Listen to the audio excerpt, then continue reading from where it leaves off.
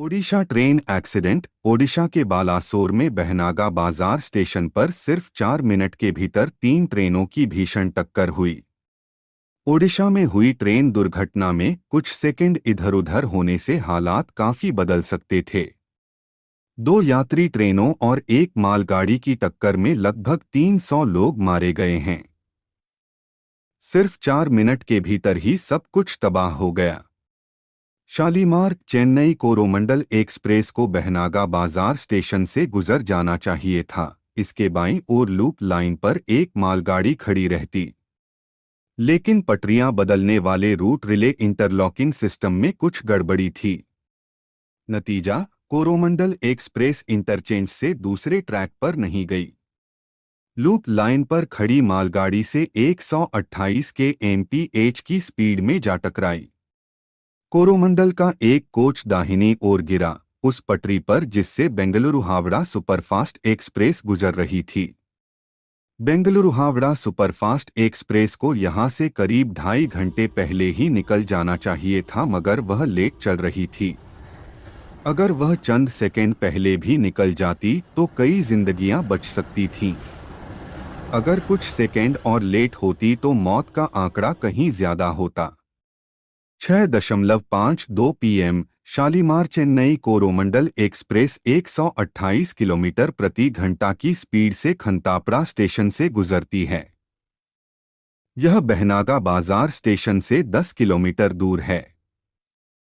6.54 PM Coromandel express के लिए चेन्नई जाने वाली मेन लाइन पर सिग्नल होना था। रेलवे कंट्रोल रूम में कंट्रोल पैनल ने कंफर्म किया और रेलवे की जॉइंट इंस्पेक्शन रिपोर्ट भी यही कहती है। 6.55 PM कंट्रोल सेंटर या कैबिन गार्ड के एंड से गड़बड़ी के चलते कोरोमंडल एक्सप्रेस हाई स्पीड में लूप लाइन पर घुसी और वहां खड़ी मालगाड़ी से टकरा गई। 6.56 PM टक्कर के चलते कोरोमंडल एक्सप्रेस का इंजन मालगाड़ी के ऊपर जा गिरा। कोरोमंडल एक्सप्रेस के 22 कोच बेपत्री हो गए। 3 कोच समानांतर में बनी लाइन पर जा गिरे। 6.56 PM बगल के ट्रैक पर दूसरी ओर से बेंगलुरु हावड़ा सुपरफास्ट एक्सप्रेस 12,864 गुजर रही थी। ट्रेन के पिछले हिस्से से कोरोमंडल एक्सप्रेस के बेपत्री कोच जा टकराए। साउथ ईस्टर्न रेलवे के CPRO आदित्य कुमार चौधरी ने कहा, कोरोमंडल एक्सप्रेस टाइम पर थी, लेकिन बेंगलुरु हावड़ा सुपरफास्ट एक्सप्रेस 2.5 घंटे लेट थी। यह वाकई में दुखद संयोग रहा। ईस्टर्न रेलवे के जनरल मैनेजर मनोज जोशी ने समझाया कि अगर बेंगलुरु हावड़ा ट्रेन टाइम पर चल रही होती या इतनी लेट न होती तो कोरोमंडल एक्सप्रेस के पलटने से काफी पहले गुजर चुकी होती।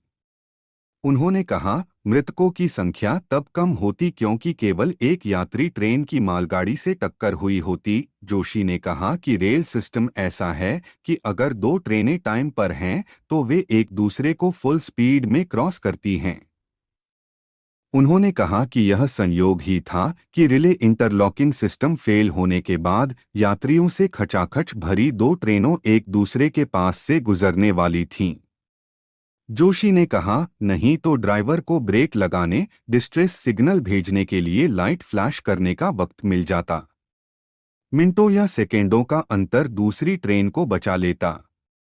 या अगर मालगाड़ी का ड्राइवर अलर्ट होता, उसे अपने लोको से फ्लैशर लाइट जलाने का वक्त मिल जाता तो हादसे की भयावहता को कम किया जा सकता था।